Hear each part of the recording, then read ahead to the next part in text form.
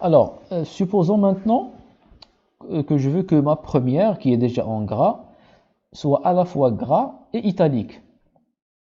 À la fois gras et italique. Alors, comment est-ce qu'on va faire en HTML? Donc, on revient toujours à bloc-notes. Donc, vous voyez déjà, on a déjà inséré le code de gras, donc P, bold et fin P, d'accord?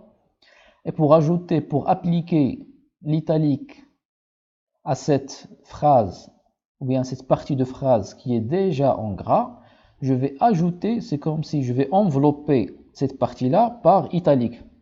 Donc, il faut ajouter la balise italique au début, d'accord? I, et terminer avec fin I.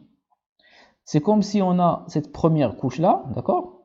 Avec P, et j'ajoute une nouvelle couche, c'est I, d'accord? Pour envelopper le tout. OK? Enregistrer, voilà, actualiser, et voilà ma première qui est à la fois gras et italique.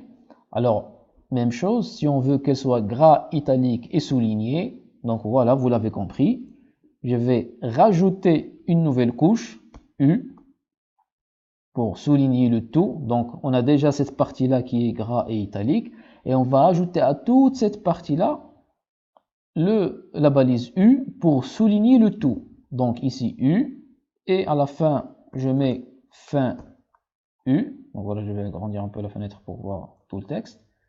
Voilà. Donc P, la voici, pour la mise en gras, bold.